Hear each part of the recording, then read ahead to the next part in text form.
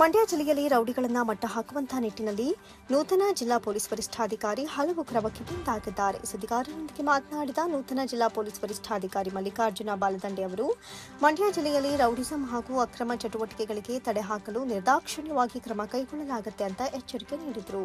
ಕಾನೂನು ಬಾಹಿರವಾಗಿ ಕೃತ್ಯ ನಡೆಸೋದು, ಹುಡುಗಿಯರನ್ನ ಚುಡಾಯಿಸುವುದು, ಸಣ್ಣ ಮಟ್ಟದಲ್ಲಿ ಹವಾ ಮೇಂಟೈನ್ ಮಾಡೋದು, ಸಾರ್ವಜನಿಕ ಪ್ರದೇಶದಲ್ಲಿ ಭಯ ಹುಟ್ಟಿಸೋದು, ಲಾಂಗ್ ಹಿಡಿದು ಓಡಾಡುವವರ ವಿರುದ್ಧ ರೌಡಿ ಶೀಟ್ ತೆರೆಯೋದರ ಜೊತೆಗೆ ಕಠಿಣ ಕ್ರಮ ಕೈಗೊಳ್ಳುವುದಾಗಿ ತಿಳಿಸಿದರು. ಅಕ್ರಮ ಚಟುವಟಿಕೆ, ಗ್ಯಾಮ್ಲಿಂಗ್, ಕ್ಲಬ್ ಮಟ್ಟ, ಕ್ರಿಕೆಟ್ ಬೆಟ್ಟಿಂಗ್, ವೇಶ್ಯಾವಾಟಿಕೆ ಮತ್ತು ಡ್ರಗ್ಸ್ ತಡೆಗೆ ಕ್ರಮ ವಹಿಸುವುದಾಗಿ ತಿಳಿಸಿದರು. ಅಲ್ಲದೆ ಡ್ರಗ್ಸ್ ನಿಯಂತ್ರಣಕ್ಕೆ ಶಾಲಾ ಕಾಲೇಜುಗಳಲ್ಲಿ ಜಾಗೃತಿ ಅರಿವು ಮೂಡಿಸುವಂತಹ ನಿಟ್ಟಿನಲ್ಲಿ ಕಾರ್ಯಕ್ರಮ ಆಯೋಜಿಸಲಾಗುತ್ತೆ ಎಂದರು. ಮೂರನೇದಾಗಿ ರೌಡಿಸಮ್ ಮತ್ತು ಇಲ್ಲಿಗಲ್ ಆಕ್ಟಿವಿಟೀಸ್ ಬಗ್ಗೆ ನಾವು ನಿರ್ದಾಕ್ಷಿಣ್ಯವಾದ ಒಂದು ಕ್ರಮವನ್ನು ಕೈಗೊಳ್ಳಲಿಕ್ಕೆ ನಾವು ಬದ್ಧರಾಗಿದ್ದೀವಿ. ಏನು ಸಣ್ಣಪಟ್ಟ ಪುಡಿ ರೌಡಿಗಳು ಹುಡುಗಿಯರನ್ನು ಚುಡಾಯಿಸೋದ್ರಿಂದ ಹಿಡಿದು ಸಣ್ಣ ಮಟ್ಟದಲ್ಲಿ ಊರಿನಲ್ಲಿ ಅಥವಾ ಗ್ರಾಮಗಳಲ್ಲಿ ಒಂದು ಹವಾ ಮೇಂಟೈನ್ ಮಾಡಲಿಕ್ಕೆ ಹೋಗುವಂಥವರು, ಸಾರ್ವಜನಿಕವಾಗಿ ಸಾರ್ವಜನಿಕ ಪ್ರದೇಶದಲ್ಲಿ ಓಡಾಡುವಂಥವರಿಗೆ ಒಂದು ಭಯ ಹುಟ್ಟಿಸುವಂಥ ರೀತಿಯಲ್ಲಿ ನಡೆದುಕೊಳ್ಳುವುದು, ಮಚ್ಚು ಲಾಂಗ್ಗಳನ್ನು ಹಿಡ್ಕೊಂಡು ಓಡಾಡೋದು, ಈ ಥರ ಯಾರಾದರೂ ಕಂಡು ಬಂದಲ್ಲಿ ಅಂಥವ್ರ ಮೇಲೆ ನಾವು ರೌಡಿ ಶೀಟನ್ನು ತೆಗೆಯೋದ್ರ ಜೊತೆಗೆ ಅವ್ರ ಮೇಲೆ ಸೂಕ್ತ ಕಠಿಣ ಒಂದು ಪ್ರಮಾಣದ ಒಂದು ಕ್ರಮವನ್ನು ಕೈಗೊಳ್ಳಲಿಕ್ಕೆ ಸಹಿತ ನಾವು ವಿವಿಧ ರೀತಿಯ ಒಂದು ತಯಾರಿಯನ್ನು ಮಾಡಲಿಕ್ಕೆ ಈಗಾಗಲೇ ನಾನು ಹೇಳಿದ್ದೀನಿ. ಮತ್ತು ಇಲ್ಲಿಗಲ್ ಆ್ಯಕ್ಟಿವಿಟೀಸ್ ಏನಿದೆ, ಗ್ಯಾಮ್ಲಿಂಗ್ ಇರ್ಬೋದು, ಕ್ಲಬ್ಗಳಿರ್ಬೋದು, ಮಟ್ಕ ಇರ್ಬೋದು, ಕ್ರಿಕೆಟ್ ಬೆಟ್ಟಿಂಗ್ ಇರ್ಬೋದು, ವೇಶ್ಯಾವಾಟಿಕೆ ಇರ್ಬೋದು, ಅಥವಾ ಡ್ರಗ್ಸ್.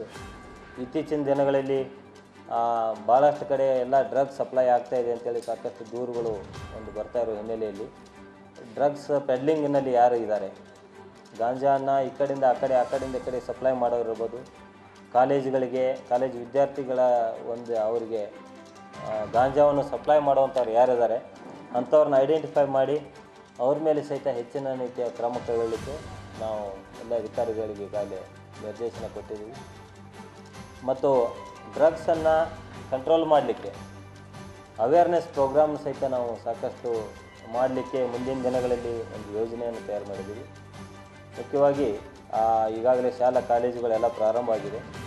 ಪ್ರತಿ ವಾರ ಒಂದೊಂದು ಕಾಲೇಜು ಅಥವಾ ಶಾಲೆಗಳನ್ನು ನಾವು ಸೆಲೆಕ್ಟ್ ಮಾಡಿಕೊಂಡು ಎಷ್ಟು ಹೆಚ್ಚಿನ ಅವೇರ್ನೆಸ್ ಆಗ್ತದೆ ಆದರೆ ಅಷ್ಟು ನಾವು ಕಂಟ್ರೋಲ್ ಮಾಡಲಿಕ್ಕೆ ಸಾಧ್ಯ.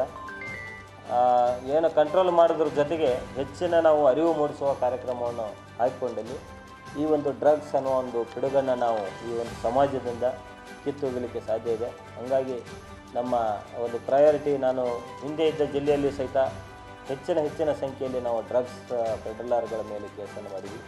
ಅದೇ ರೀತಿ ಈ ಜಿಲ್ಲೆಯಲ್ಲಿ ಸಹಿತ ಹೆಚ್ಚಿನ ಒಂದು ಪ್ರಕರಣಗಳನ್ನು ದಾಖಲು ಮಾಡೋದ್ರ ಜೊತೆಗೆ ಯಾರು ಅಂಥದ್ರಲ್ಲಿ ಭಾಗಿಯಾಗಿದ್ದಾರೆ ಅಂಥವ್ರ ಮೇಲೆ ಸೂಕ್ತ ಕಠಿಣ ಕ್ರಮ ಕೈಗೊಳ್ಳಲಿಕ್ಕೆ ನಾವು ಬದ್ಧರಾಗಿದ್ದೀವಿ.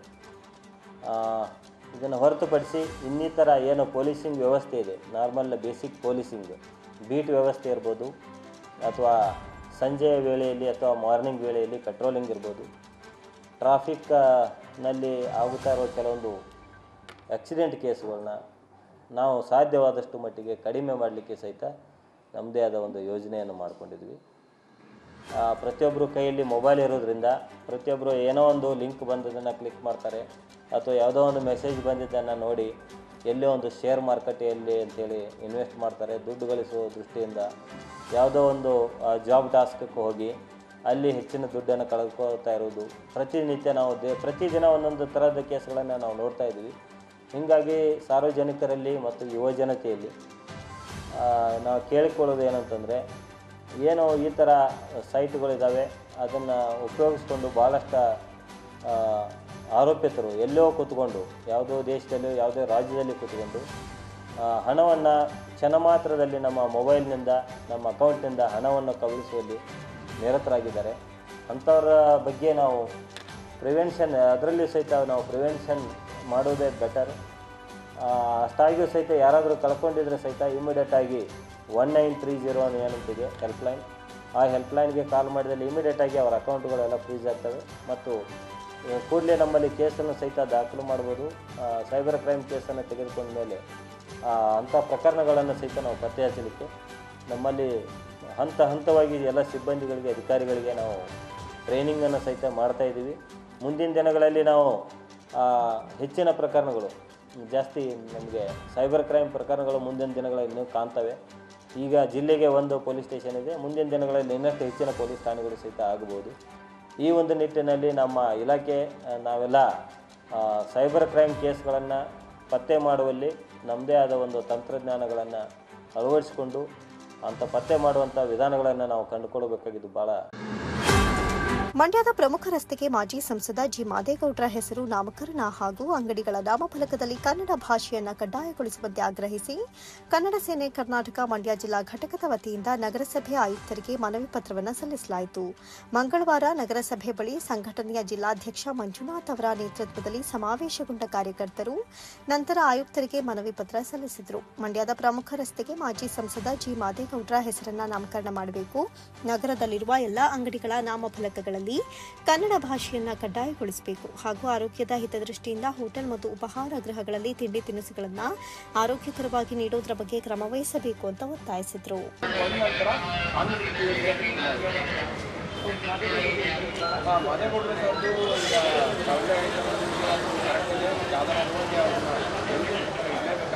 ನಾಯಕರನ್ನ ಸ್ಮರಿಸಬೇಕಾಗಿರುವಂತದ್ದು ಇಂದಿನ ದಿನದ ಯುವಕರಿಗೆ ನಾವು ಮಾದೇಗೌಡರು ಯಾರು ಅಂತ ಸೂಚಿಸಬೇಕಾದಂತ ಹೊಣೆಗಾರಿಕೆ ಜಿಲ್ಲಾಡಳಿತ, ನಗರಸಭೆ, ಹೋರಾಟ ಅವ್ರನ್ನ ಆದರ್ಶವನ್ನು ಪಾಲಿಸುವಂತ ನಮ್ಮೆಲ್ಲರ ಕರ್ತವ್ಯವಾಗಿರುತ್ತದೆ.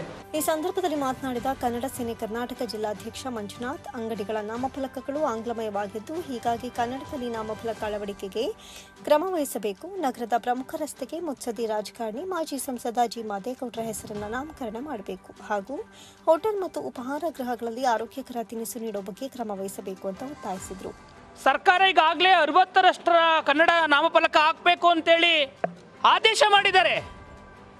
ಜಿಲ್ಲಾಡಳಿತ, ನಗರಸಭೆ ಈಗಾಗಲೇ 3-4 ನೋಟಿಸ್ ಕೊಟ್ಟಿದ್ದಾರೆ. ಆದರೆ ಇಲ್ಲಿಯವರೆಗೆ ಒಬ್ಬರು 130ರಷ್ಟು ಮಾತ್ರ ನಾಮಫಲಕ ಬದಲಾವಣೆ ಆಗಿರುವಂಥದ್ದು. 30 ಭಾಗದಷ್ಟಾದರೆ ಇನ್ನು 70 ಭಾಗದಷ್ಟು ನಾಮಫಲಕ ಹಾಕೋರು ಯಾರು? ಹಾಕದೇ ಇರುವಂಥ ವ್ಯಕ್ತಿಗಳ ಮೇಲೆ ಕ್ರಮ ಏನಂಗಾದ್ರೆ? ಆಡಳಿತ ಅಧಿಕಾರಿಗಳು ಕೊಡುವ ನೋಟಿಸ್ಗೆ ಬೆಲೆನೇ ಇಲ್ವ ಹಂಗಾದ್ರೆ? ಅತಿ ಹೆಚ್ಚು ಕನ್ನಡ ಮಾತಾಡುವಂಥ ಜಿಲ್ಲೆಯಲ್ಲೇ ಇಂಥ ಸ್ಥಿತಿ ಆದರೆ ಮುಂದೆ ಗತಿ ಏನು ಅನ್ನುವಂಥದ್ದು ಇವತ್ತು ಮಂಡ್ಯ ನಗರಸಭಾ ಕಮಿಷನರ್ಗೆ ಮನವಿ ಮಾಡ್ತಾ ಇದ್ದೇವೆ. 15 ದಿನ ಗಡುವು ಕೊಟ್ಟಿದ್ದೇವೆ. 15 ದಿನದ ಒಳಗಡೆ ಏನಾದರೂ ಕ್ರಮ ಕೈಗೊಳ್ಳಿಲ್ಲ ಅಂತ ಹೇಳಿದ್ರೆ ಕನ್ನಡ ಸೇನೆ ಕರ್ನಾಟಕ ಉಗ್ರ ಹೋರಾಟವನ್ನು ನಿರಂತರವಾದ ಹೋರಾಟವನ್ನು ನಗರಸಭೆ ಮುಂದೆನೇ ಮಾಡುವ ಆಗ್ರಹವನ್ನು ಮಾಡಿದ್ದೇವೆ. ಅದರ ಜೊತೆಯಲ್ಲಿ ಮಂಡ್ಯ ಜಿಲ್ಲೆಯ ಜಿ ಮಾದೇಗೌಡರು ಕಾವೇರಿ ಚಳವಳಿಗಾರರು, ಸಚಿವರಾಗಿ, ಸಂಸದರಾಗಿ ಈ ಜಿಲ್ಲೆಗೆ ಬಹಳಷ್ಟು ಕೊಡುಗೆ ಕೊಟ್ಟಂಥ ಮಹಾನ್ ನಾಯಕ ಜಿ ಮಾದೇಗೌಡರ ಹೆಸರನ್ನು ಚಿರಸ್ವಾಯಿಗೆ ಉಳಿಸಲು ನಗರಸಭೆ ಇಲ್ಲಿಯವರೆಗೆ ಮಾಡಲೇಬೇಕಾಗಿತ್ತು ಅದನ್ನು, ಅವ್ರ ಹೆಸರು ಉಳಿಸುವ ಕೆಲಸವನ್ನು. ಆದರೆ ನಾವೆಲ್ಲರೂ ಸೇರಿ ಮತ್ತೊಮ್ಮೆ ಎಚ್ಚರಿಕೆ ಕೊಡುವ ಕೆಲಸವನ್ನು ಮಾಡಿದ್ದೇವೆ. ಮಂಡ್ಯ ನಗರದ ಪ್ರಮುಖ ರಸ್ತೆಗೆ ಜಿ ಮಾದೇಗೌಡರ ಹೆಸರ ನಾಮಕರಣ ಮಾಡಬೇಕನ್ನೋ ಆಗ್ರಹವನ್ನು, ಬಹುಮುಖ್ಯವಾದ ಆಗ್ರಹವನ್ನು ಇಂದು ಮಾಡ್ತಾ ಇದ್ದೇವೆ. ಈ 3 ಬೇಡಿಕೆಗಳನ್ನು 15 ದಿನದೊಳಗಡೆ ಮಾಡಬೇಕು ನಗರಸಭೆ ಎನ್ನುವಂಥ ಆಗ್ರಹವನ್ನು ಮಾಡ್ತಾ ಇಂದು ಮಂಡ್ಯ ನಗರಸಭೆ ಆಯುಕ್ತರಿಗೆ ನಾವು ಮನವಿ ಪತ್ರ ಕೊಟ್ಟಿದ್ದೇವೆ. ಪ್ರತಿಭಟನೆಯಲ್ಲಿ ಎಂ ಸತೀಶ್, ಎಚ್ ಶ್ರೀನಿವಾಸ್, ಕಿರಣ್, ಮಹಾಂತಪ್ಪ, ಪ್ರಸನ್ನ ಕುಮಾರ್, ದೇವು, ರವಿ ಸೇರಿದಂತೆ ಇತರರು ಹಾಜರಿದ್ದರು. ರಾಜ್ಯ ಸರ್ಕಾರ ಡೆಂಗ್ಯೂ ಜ್ವರದ ಬಗ್ಗೆ ನಿರ್ಲಕ್ಷ್ಯ ಧೋರಣೆಯನ್ನು ಅನುಸರಿಸ್ತಾ ಇದೆ ಅಂತ ಆರೋಪಿಸಿ ಬಿಜೆಪಿ ವತಿಯಿಂದ ಮಂಡ್ಯ ನಗರಸಭೆ ಎದುರು ವಿಶಿಷ್ಟ ರೀತಿಯಲ್ಲಿ ಪ್ರತಿಭಟನೆಯನ್ನು ನಡೆಸಲಾಯಿತು. ಬಿಜೆಪಿ ಜಿಲ್ಲಾಧ್ಯಕ್ಷ ಡಾಕ್ಟರ್ ಇಂದ್ರೇಶ್ ಅವರ ನೇತೃತ್ವದಲ್ಲಿ ಮಂಡ್ಯ ನಗರಸಭೆ ಆವರಣದಲ್ಲಿ ಜಮಾವಣೆಗೊಂಡ ಕಾರ್ಯಕರ್ತರು ರಾಜ್ಯ ಸರ್ಕಾರದ ವಿರುದ್ಧ ಧಿಕ್ಕಾರದ ಘೋಷಣೆ ಕೂಗಿ ಆಕ್ರೋಶ ವ್ಯಕ್ತಪಡಿಸಿದರು.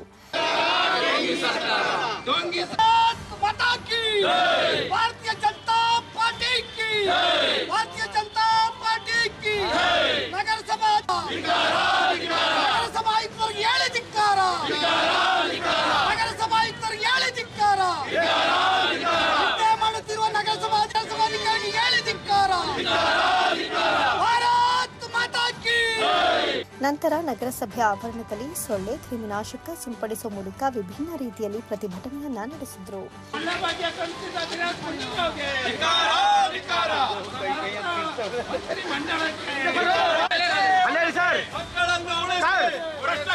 ಸರ್ಕಾರ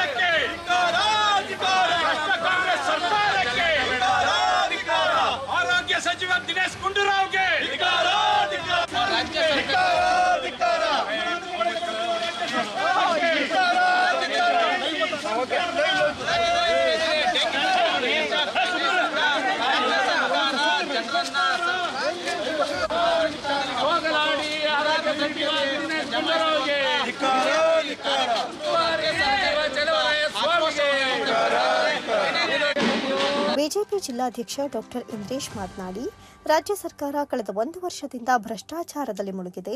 ಅಗತ್ಯ ವಸ್ತುಗಳ ಬೆಲೆ ಗಗನಕ್ಕೇರಿದೆ. ಪ್ರಸ್ತುತ ಡೆಂಗ್ಯೂ ಜ್ವರದ ಬಗ್ಗೆಯೂ ಸರ್ಕಾರ ಅಸಡ್ಡೆ ತೋರ್ತಾ ಇದೆ. ಹೀಗಾಗಿ ಈ ಬಗ್ಗೆ ಜನಜಾಗೃತಿ ಮೂಡಿಸಲಾಗ್ತಾ ಇದೆ ಎಂದರು.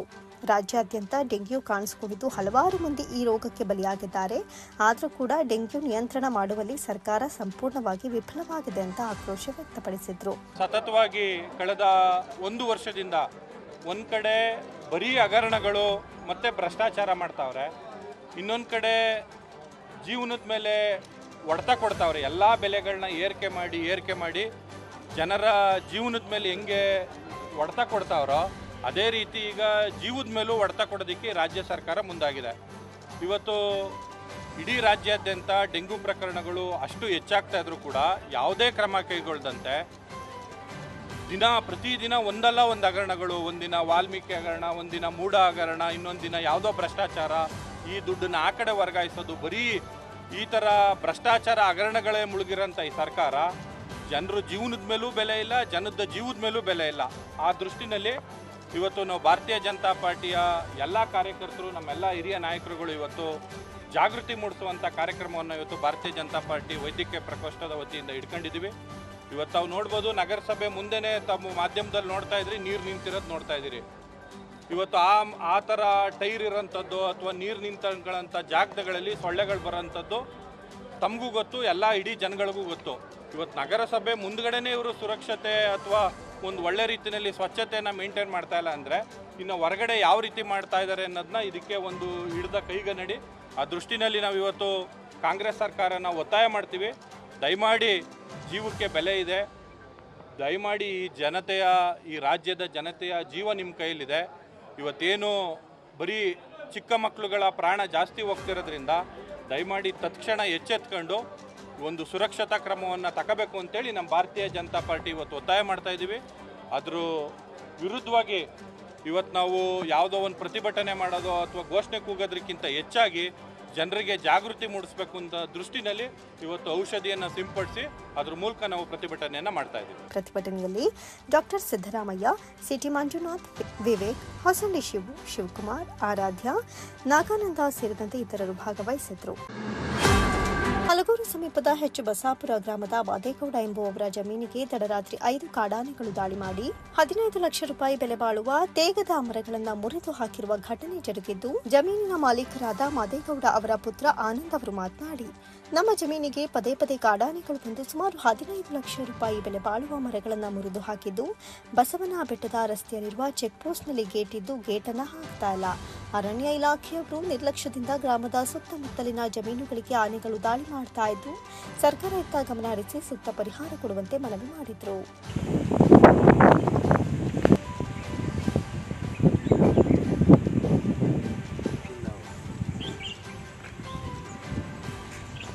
ಫಾರೆಸ್ಟ್ ಇಲಾಖೆಯ ವೈಫಲ್ಯದಿಂದಾಗಿ ನಮ್ಗೆ ತುಂಬ ತೊಂದರೆ ಆಗ್ತಾಯಿದೆ. ಒಂದು 400 ಗಿಡ ಹಾಕಿದ್ದು ಅದರಲ್ಲಿ 200 ಗಿಡದಷ್ಟು ಆನೆ ತಿಂದಾಕಿದೆ. ಬರೋದು, ಮುರಿದಾಕೋದು, ಈ ತೊಕ್ಕೆ ಹಿಡಿಯೋದು, ಈ ಥರ ಸಮಸ್ಯೆಗಳು. 15 ವರ್ಷದ ಗಿಡಗಳಿವೆಲ್ಲ. 15 ವರ್ಷ 16 ವರ್ಷ ಆಗೈತೆ ನಾವು ಬೆಳೆಗೆ ಸ್ಟಾರ್ಟ್ ಮಾಡಿ. ಕಮ್ಮಿ ಅಂತಂದ್ರೆ ನಮಗೆ ಇವತ್ತೇ ಒಂದು 8ರಿಂದ 10 ಮರ ಮುರಿದಾಕಿದೆ ನಮ್ಮವನ್ನ. ಹಿಂಗಾಗಿ ಸುಮಾರು ಒಂದು 100 ಮರ ಲಾಸ್ ಆಗಿದೆ. ಒಂದೊಂದು ಮರಕ್ಕೆ ಇವತ್ತಿಂದ 15 ವರ್ಷದ ಮರ ಅಂದರೆ 50,000 ರೂಪಾಯಿ ಬೆಲೆ ಬಾಳುತ್ತೆ. ಕಡಿಮೆ 10ರಿಂದ 15 ಲಕ್ಷ ರೂಪಾಯಿ ನಮ್ಮ ಕೈಯಿಂದ ಲಾಸ್ ಆಗಿದೆ. ಅರಣ್ಯ ಇಲಾಖೆಯವ್ರಿಗೆ ಎಷ್ಟು ಸರಿ ಮನವಿ ಮಾಡಿದ್ರು, ಅವ್ರಿಗೆ ಯಾವುದೇ ರೀತಿ ಅಂತ ರಿಕ್ವೆಸ್ಟ್ ಮಾಡಿದ್ರು ಕೂಡ ಅನುಕೂಲ ಆಗ್ತಾಯಿಲ್ಲ. ವೈಲ್ಡ್ ಲೈಫ್ ಫಾರೆಸ್ಟ್ ಆದ್ಮೇಲಂತೂ ಇಲ್ಲಿ ಗೇಟ್ ಇದೆ, ಬಸವನಬೆಟ್ಟ ಫಾರೆಸ್ಟ್ ಅರಣ್ಯದಲ್ಲಿ ಗೇಟ್ ಇದೆ. ಆ ಗೇಟನ್ನು ಕೂಡ ಓಪನ್ನೇ ಇರುತ್ತೆ, ಯಾರೂ ಬಂದು ಕ್ಲೋಸ್ ಮಾಡಲ್ಲ. ಸೋಲಾರ್ ಕೂಡ ಆನ್ ಮಾಡಲ್ಲ. ಆಮೇಲೆ ಇಲ್ಲಿ ಯಾರು ಸೆಕ್ಯೂರಿಟಿ ಗಾರ್ಡ್ಗಳಿರ್ತಾರೆ, ಗಾರ್ಡ್ಗಳು ಕೂಡ ಇಲ್ಲ. ಅದಕ್ಕೆ ಅರಣ್ಯ ಇಲಾಖೆ ಗಾರ್ಡ್ಗಳಿರ್ತಾರೆ, ಅವರು ಕೂಡ ಬಂದು ಓಡಾಡಲ್ಲ ರಾತ್ರಿ ಟೈಮು. ಇವೇನಾಗಿದೆ ಅಂದರೆ ಪುಂಡಾನೆಗಳ ಒಂದು 4ರಿಂದ 5 ಆನೆಗಳು ಸೇರ್ಕೊಂಡ್ಬಿಟ್ಟು ಪ್ರತಿ ಊರಲ್ಲೂ ಕೂಡ ಹೋಗಿ ದಾಳಿ ಮಾಡ್ತಾ ಇರ್ತವೆ. ದಯಮಾಡಿ ಇದಕ್ಕೇನಾದರೂ ಒಂದು ಇಲ್ಲಿಂದ ಬನ್ನಿ. ನಿಮ್ಮ ಸರ್ಕಾರದಲ್ಲಿ ಏನು ಬಾಳತ್ತೋ, ಹಿಂಗೆ ನೀವು ಸರ್ಕಾರದಿಂದ ಮರಗಳು ಕೊಡಿಬೇಕಾದ್ರೆ ನಾವು 5-6 ಸಾವಿರ ಕೊಡ್ತೀವಿ. ಬೇಕಾದ್ರೆ ಈ ಥರದ ಮರಗಳು ತಂದು ಕೊಡಿಬೇಕಾದ್ರೆ ನಾವೇ ಕೂಡ ನೀವಲ್ಲಿ ಪರ್ಚೇಸ್ ಮಾಡ್ತೀವಿ. ನಾಗಮಂಗಲ ತಾಲೂಕಿನ ಕರಡಹಳ್ಳಿ ಗ್ರಾಮ ಪಂಚಾಯಿತಿ ಸದಸ್ಯ ಸಿದ್ದಲಿಂಗಪ್ಪ ಅವರನ್ನು ಗ್ರಾಮ ಪಂಚಾಯಿತಿ ಸದಸ್ಯತ್ವದಿಂದ ಅನರ್ಹಗೊಳಿಸಲಾಗಿದೆ ಅಂತ ನಾಗಮಂಗಲದ ರಾಮಣ್ಣ ಅವರು ತಿಳಿಸಿದ್ದಾರೆ. ಪತ್ರಿಕಾಗೋಷ್ಠಿಯಲ್ಲಿ ಮಾತನಾಡಿದ ಅವರು, ಕರಡಹಳ್ಳಿ ಗ್ರಾಮ ಪಂಚಾಯಿತಿ ಸದಸ್ಯ ಸಿದ್ದಲಿಂಗಪ್ಪ ಅವರನ್ನು ಕರ್ನಾಟಕ ಗ್ರಾಮ ಸ್ವರಾಜ್ ಮತ್ತು ಪಂಚಾಯತ್ ರಾಜ್ ಅಧಿನಿಯಮ 1993ರ ಪ್ರಕರಣ 4(3)(a) ಅಡಿ ಗ್ರಾಮ ಪಂಚಾಯಿತಿ ಸದಸ್ಯತ್ವದಿಂದ ಅನರ್ಹ ಮಾಡಲಾಗಿದೆ ಅಂತ ತಿಳಿಸಿದರು. ಇದೇ ನಿಯಮ 12(l) ಅನ್ವಯ 6 ವರ್ಷಗಳ ಕಾಲ ಚುನಾವಣೆಗೆ ನಿಲ್ಲದಂತೆ ಆದೇಶಿಸಲಾಗಿದೆ ಅಂತ ತಿಳಿಸಿದರು. ಗ್ರಾಮ ಪಂಚಾಯಿತಿ ಸದಸ್ಯರಾಗಿದ್ದ ಸಿದ್ದಲಿಂಗಪ್ಪ ಅವರು ತಮ್ಮ ಕಡೆಯವರಿಗೆ ಕಾಮಗಾರಿಗಳ ಗುತ್ತಿಗೆಯನ್ನು ಕೊಡಿಸಿ ಅವ್ಯವಹಾರ ನಡೆಸ್ತಾ ಇದ್ರು, ಅಲ್ಲದೆ ಕಳಪೆ ಕಾಮಗಾರಿ ಮಾಡಿಸಿ ವಂಚನೆ ಮಾಡಿದ್ದಾರೆ ಅಂತ ದೂರಿದರು.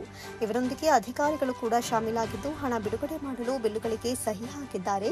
ಈ ಬಗ್ಗೆ ಕರ್ನಾಟಕ ಲೋಕಾಯುಕ್ತ ಹಾಗೂ ಸಂಬಂಧಪಟ್ಟ ಇಲಾಖೆಗಳಿಗೆ ಮಾಹಿತಿ ಇದ್ರೂ ಸಹ ಅಧಿಕಾರಿಗಳು ಬಿಲ್ ಪಾಸ್ ಮಾಡಿದ್ದು ಇವರ ವಿರುದ್ಧ ಯಾವುದೇ ಕ್ರಮ ಕೈಗೊಂಡಿಲ್ಲ ಅಂತ ತಿಳಿಸಿದರು. ತಾವು ಈ ಬಗ್ಗೆ ದೂರು ನೀಡಿದ ಪರಿಣಾಮ ಸಿದ್ದಲಿಂಗಪ್ಪ ಅವರ ಮೇಲೆ ಕ್ರಮ ಕೈಗೊಂಡು ಪಂಚಾಯಿತಿ ಸದಸ್ಯತ್ವದಿಂದ ಅನರ್ಹಗೊಳಿಸಲಾಗಿದೆ ಅಂತ ತಿಳಿಸಿದರು. ಪಂಚಾಯಿತಿ ರಾಜ್ಯ ನಮ್ಮ ಒಟ್ಟು ಸದಸ್ಯರಾಗಿ ನೇರವಾಗಿ ಕಾಮಗಾರಿಗೆ ಮಾಡ್ತಾ ಇದ್ದು, ಇದು ಗ್ರಾಮ ಪಂಚಾಯತ್ ಮಂಡ್ಯ ಜಿಲ್ಲೆ ಗ್ರಾಮ ಪಂಚಾಯತಿನಲ್ಲಿ 233ರಲ್ಲಿ ನಮ್ಮ ನಾಗಮಂಗಲ ತಾಲೂಕು 27 ಗ್ರಾಮ ಪಂಚಾಯತಿ ಬರುತ್ತೆ. ಅದರಲ್ಲಿ ಡೆವಲಪ್ ರೌಡ್ ಕರಳಿ ದಾಖಲೆ ಕಲ್ಲಾಪುರ ಕರಳಿ ಗ್ರಾಮ ಪಂಚಾಯತಿನಲ್ಲಿ ಸಿದ್ದಲಿಂಗಪ್ಪ ಎಂಬರು ಅವರು ಪತ್ನಿ 2015-20 ಸವಿತಾನವರು ಸದಸ್ಯರಾಗಿದ್ದರು. ಅದಾದ್ಮೇಲೆ ಅವ್ರ ಪತಿ ಸಿದ್ದಲಿಂಗಪ್ಪ ಎಂಬರು ಈ ಸಾಲಿನಿಂದ ಹಾಗೆ ಫುಲ್ಲು ಪಂಚಾಯತಿನಲ್ಲಿ ಅವರೇ ಗುತ್ತಿಗೆದಾರ ಮಾಡಿ ಫುಲ್ಲು ಇವ್ರನ್ನ ಎಲ್ಲ ಇದು ಮಾಡಿ 6 ವರ್ಷ ಅನರ್ಹ ಮಾಡಿದ್ದಾರೆ ಸರ್. ಯಾವುದೇ ಕಾಮಗಾರಿಗಳನ್ನ ಮಾಡಬಾರ್ದು ಅಂದ್ಬಿಟ್ಟು 6 ವರ್ಷ ಅನರ್ಹ ಮಾಡಿದ್ದಾರೆ. ಎಲೆಕ್ಷನ್ ನಿಲ್ಬಾರ್ದು ಅಂದ್ಬಿಟ್ಟು ಅಂದ್ರೆ ಇವ್ರು ಮಾಡಿರೋದು ಅಲ್ದಾನೆ ಇವರು ಅಧಿಕಾರಿಗಳು ಯಾರ್ಯಾರು ಬಿಲ್ ಮಾಡಿ ಪಾಸ್ ಮಾಡಿದ್ರು, ಯು ಆಗ್ಬೋದು, ಶಿವ ಆಗಿರ್ಬೋದು, ಪಿಡು ಆಗಿರ್ಬೋದು, ಎ ಆಗಿರ್ಬೋದು, ಜೈ ಆಗಿರ್ಬೋದು, ಇವ್ರ ಬಗ್ಗೆ ಎಲ್ಲ ಕ್ರಮ ತಗೊಂಡಿದ್ದಾರೆ. ಇವರೊಬ್ಬರನ್ನೇ ಮಾತ್ರ ಅನರ್ಹಗೊಳಿಸಿದ್ದಾರೆ. ಪತ್ರಿಕಾಗೋಷ್ಠಿಯಲ್ಲಿ ಭಗವಾನ್ ಚಕ್ರವರ್ತಿ, ಗಿರೀಶ್ ಸೇರಿದಂತೆ ಇತರರು ಹಾಜರಿದ್ದರು. ಕರ್ನಾಟಕ ರಾಜ್ಯ ವೈಜ್ಞಾನಿಕ ಸಂಶೋಧನಾ ಪರಿಷತ್ ಮಂಡ್ಯ ಜಿಲ್ಲಾ ಘಟಕದ ವತಿಯಿಂದ ಮಳವಳ್ಳಿ ತಾಲೂಕು ಮಾರ್ಕಾಲ್ ಗ್ರಾಮದ ಅಂತಾರಾಷ್ಟ್ರೀಯ ಖ್ಯಾತಿಯ ಚಿತ್ರಕಲಾವಿದ ದೇವರಾಜು ಮಾರ್ಕಾಲು ಅವರನ್ನು ರಾಜ್ಯ ಕಾಯಕ ರತ್ನ ಪ್ರಶಸ್ತಿಗೆ ಆಯ್ಕೆ ಮಾಡಲಾಗಿದೆ ಅಂತ ಕರ್ನಾಟಕ ವೈಜ್ಞಾನಿಕ ಸಂಶೋಧನಾ ಪರಿಷತ್ತಿನ ಮಂಡ್ಯ ಜಿಲ್ಲಾ ಘಟಕದ ಉಪಾಧ್ಯಕ್ಷ ಗುರುಮೂರ್ತಿ ತಿಳಿಸಿದರು. ಪತ್ರಿಕಾಗೋಷ್ಠಿಯಲ್ಲಿ ಮಾತನಾಡಿದ ಅವರು, ಮಾರ್ಕಾಲ್ ದೇವರಾಜು ಅವರು ಪದವೀಧರರಾಗಿದ್ದು ಏಕವ್ಯಕ್ತಿ ಚಿತ್ರಕಲಾ ಪ್ರದರ್ಶನ ಮಾಡಿದ ಹೆಗ್ಗಳಿಕೆಗೆ ಅವರು ಪಾತ್ರರಾಗಿದ್ದಾರೆ. ಅವರು 1991ನೇ ಸಾಲಿನಲ್ಲಿ ಕರ್ನಾಟಕ ಲಲಿತ ಕಲಾ ಅಕಾಡೆಮಿ ಸದಸ್ಯರಾಗಿ ಸೇವೆ ಸಲ್ಲಿಸಿದ್ದಾರೆ ಅಂತ ತಿಳಿಸಿದರು. ಭಾರತೀಯ ದಲಿತ ಸಾಹಿತ್ಯ ಅಕಾಡೆಮಿ ನೀಡುವ ಡಾಕ್ಟರ್ ಬಿ.ಆರ್. ಅಂಬೇಡ್ಕರ್ ರಾಷ್ಟ್ರ ಪ್ರಶಸ್ತಿ, ಬುದ್ಧ ರಾಷ್ಟ್ರೀಯ ಪ್ರಶಸ್ತಿ, ಕನ್ನಡ ರಾಜ್ಯೋತ್ಸವ ಪ್ರಶಸ್ತಿ, ಗಣರಾಜ್ಯೋತ್ಸವ ಪ್ರಶಸ್ತಿ ಸೇರಿದಂತೆ ಹಲವಾರು ರಾಷ್ಟ್ರ ಮತ್ತು ರಾಜ್ಯ ಮಟ್ಟದ ಪ್ರಶಸ್ತಿಗೆ ಭಾಜನರಾಗಿದ್ದಾರೆ ಎಂದರು. ಅವರ ಸೇವೆಯನ್ನು ಗುರುತಿಸಿ ಕರ್ನಾಟಕ ರಾಜ್ಯ ವೈಜ್ಞಾನಿಕ ಸಂಶೋಧನಾ ಪರಿಷತ್ ಮಂಡ್ಯ ಜಿಲ್ಲಾ ಘಟಕ ಅವರನ್ನು 2024ನೇ ಸಾಲಿನ ರಾಜ್ಯ ಕಾಯಕ ರತ್ನ ಪ್ರಶಸ್ತಿಗೆ ಆಯ್ಕೆ ಮಾಡಿದ್ದು, ಇದೇ ಜುಲೈ 13ರಂದು ಬೀದರ್ನಲ್ಲಿ ನಡೆಯಲಿರುವ ಸಮಾರಂಭದಲ್ಲಿ ಪ್ರಶಸ್ತಿಯನ್ನು ಪ್ರದಾನ ಮಾಡಲಾಗುತ್ತೆ ಅಂತ ತಿಳಿಸಿದರು. ಕರ್ನಾಟಕ ರಾಜ್ಯ ವೈಜ್ಞಾನಿಕ ಸಂಶೋಧನಾ ಪರಿಷತ್ತು ಜಿಲ್ಲಾ ಘಟಕ ಮಂಡ್ಯ ವತಿಯಿಂದ ಒಬ್ಬ ಮಾರ್ಕಲ್ ದೇವರಾಜು ಅನ್ನುವ ಒಬ್ಬ ಪ್ರತಿಭಾವಂತ ವ್ಯಕ್ತಿಯನ್ನ ಬೀದರ್ನಲ್ಲಿ ನಡೆಯುವಂತಹ ಕಾಯಕ ರತ್ನ ಪ್ರಶಸ್ತಿಗೆ ಆಯ್ಕೆ ಮಾಡಿದ್ದೀವಿ. ಅದಕ್ಕಾಗಿ ಇವತ್ತು ಪತ್ರಿಕಾಗೋಷ್ಠಿಯನ್ನು ಮಾಡ್ತಾ ಇದ್ದೀವಿ. ಇದರಲ್ಲಿ ಬೀದರ್ನಲ್ಲಿ 2024 ಸಾಲಿನ ರಾಜ್ಯ ಕಾಯಕ ರತ್ನ ಪ್ರಶಸ್ತಿ ಸಮಾರಂಭ ದಿನಾಂಕ 13/7/24 ಶನಿವಾರ ನಡೆಯುತ್ತೆ. ಹಾಗಾಗಿ ಅವರ ಬಗ್ಗೆ ಒಂದು ಪತ್ರಿಕಾ ಪ್ರಕಟಣೆಯನ್ನು ಹೊರಡಿಸಬೇಕು ಅಂತ ನಾನು ನಿಮ್ಮಲ್ಲಿ ಕೇಳ್ಕೊತೀನಿ. ಮಂಡ್ಯ ಜಿಲ್ಲೆ ಮಳವಳ್ಳಿ ತಾಲೂಕು ಮಾರ್ಕಲ್ ಗ್ರಾಮದ ಅಂತಾರಾಷ್ಟ್ರೀಯ ಖ್ಯಾತಿಯ ಚಿತ್ರಕಲಾವಿದರಾದ ದೇವರಾಜ್ ಮಾರ್ಕಲ್ ರವರು ರಾಜ್ಯ ಕಾಯಕ ರತ್ನ ರಾಜ್ಯ ಪ್ರಶಸ್ತಿಗೆ ಆಯ್ಕೆಯಾಗಿರುತ್ತಾರೆ. ಜೊತೆಗೆ ಇವರು ಮಂಡ್ಯ ಜಿಲ್ಲೆಗೆ ಒಂದು ಅಭಿವ್ಯಕ್ತಿ ಚಿತ್ರಕಲಾ ಪ್ರದರ್ಶನ ಮಾಡಿ ಏಕೈಕ ಚಿತ್ರಕಲಾವಿದ ಮತ್ತೆ ಪದವೀಧರ ಎಂಬ ಹೆಗ್ಗಳಿಕೆಯನ್ನ ಇವರು ಪಡ್ಕೊಂಡಿದ್ದಾರೆ.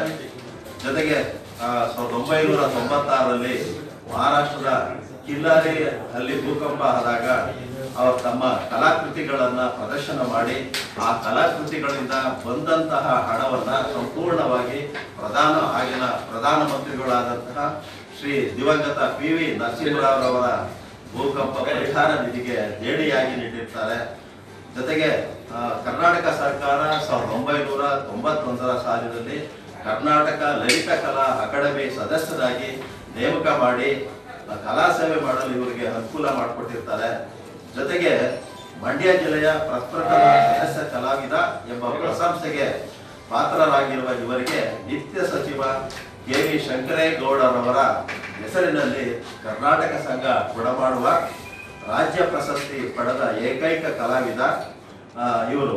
ಇವರ ಕಲಾ ಸೇವೆಯನ್ನ ಸರ್ಕಾರ ಮತ್ತೆ ಕಲಾ ಸಂಸ್ಥೆಗಳು, ವಿವಿಧ ಪ್ರಖ್ಯಾತ ಸಂಘ ಸಂಸ್ಥೆಗಳು ಪ್ರಶಸ್ತಿ ನೀಡಿ ಸನ್ಮಾನಿಸುತ್ತಾ ಬಂದಿವೆ. ಜೊತೆಗೆ ಭಾರತೀಯ ದಲಿತ ಸಾಹಿತ್ಯ ಅಕಾಡೆಮಿ ದೆಹಲಿ ಇವರು ಡಾಕ್ಟರ್ ಅಂಬೇಡ್ಕರ್ ರಾಷ್ಟ್ರ ಪ್ರಶಸ್ತಿ, ಬುದ್ಧ ರಾಷ್ಟ್ರೀಯ ಪ್ರಶಸ್ತಿ ನೀಡಿ ಗೌರವಿಸಿದೆ. ಸುದ್ದಿಗೋಷ್ಠಿಯಲ್ಲಿ ಪರಿಷತ್ತಿನ ಜಿಲ್ಲಾಧ್ಯಕ್ಷ ಶಿವಲಿಂಗಯ್ಯ, ಮಹಿಳಾ ಘಟಕದ ಉಪಾಧ್ಯಕ್ಷ ಪುಷ್ಪಲತಾ, ಸಂಘಟನಾ ಕಾರ್ಯದರ್ಶಿ ಲಂಕೇಶ್, ನಿರ್ದೇಶಕರಾದ ಜಯರಾಮ, ವೆಂಕಟಚಲಯ್ಯ ಉಪಸ್ಥಿತರಿದ್ದರು. ರಾಜ್ಯದ ಮುಖ್ಯಮಂತ್ರಿಗಳ ಬದಲಾವಣೆ ಸಂದರ್ಭದಲ್ಲಿ ಪರಿಶಿಷ್ಟರಿಗೆ ಜಾತಿಗೆ ಆದ್ಯತೆ ನೀಡಬೇಕು ಅಂತ ಬುದ್ಧ ಭಾರತ ಫೌಂಡೇಶನ್ ಪದಾಧಿಕಾರಿ ಗಂಗರಾಜ್ ಒತ್ತಾಯಿಸಿದರು. ಸುದ್ದಿಗೋಷ್ಠಿಯಲ್ಲಿ ಮಾತನಾಡಿದ ಅವರು, ಹಲವಾರು ವರ್ಷಗಳ ಕಾಲ ಪರಿಶಿಷ್ಟ ಜಾತಿ ವರ್ಗದ 1.5 ಕೋಟಿಗಿಂತಲೂ ಅಧಿಕ ಮಂದಿ ಕಾಂಗ್ರೆಸ್ ಪಕ್ಷವನ್ನ ಬೆಂಬಲಿಸಿಕೊಂಡು ಬಂದಿದ್ದಾರೆ.